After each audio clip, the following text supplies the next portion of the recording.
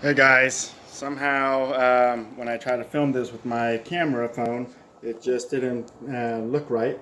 So I'm going to sort of walk you through and hopefully this makes sense to you. Today, as a review, we're adding integers. And the example here, you have -3, -4, +5, -2, +8, and we're trying to find out the ultimate value, the end result.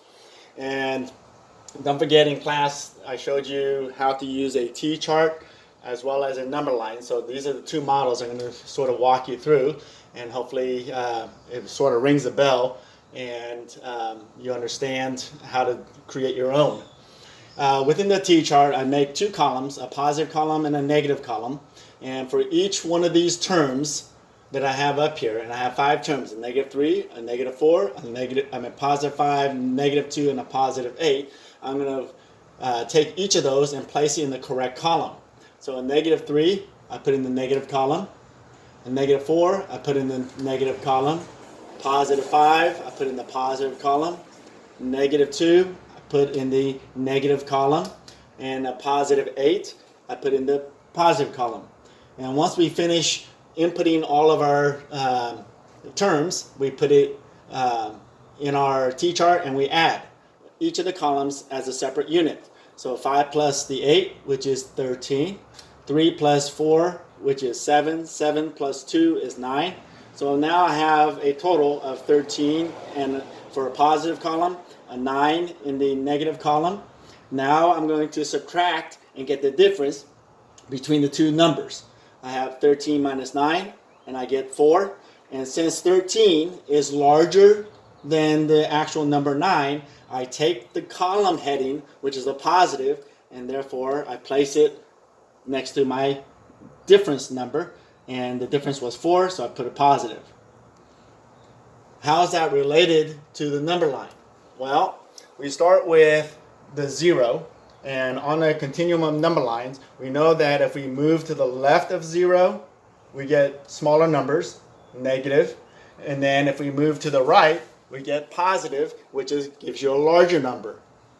And don't forget, we are working with integers, and it almost goes back to what we call the absolute values, the distance away from 0. So that's how we have to sort of think about this.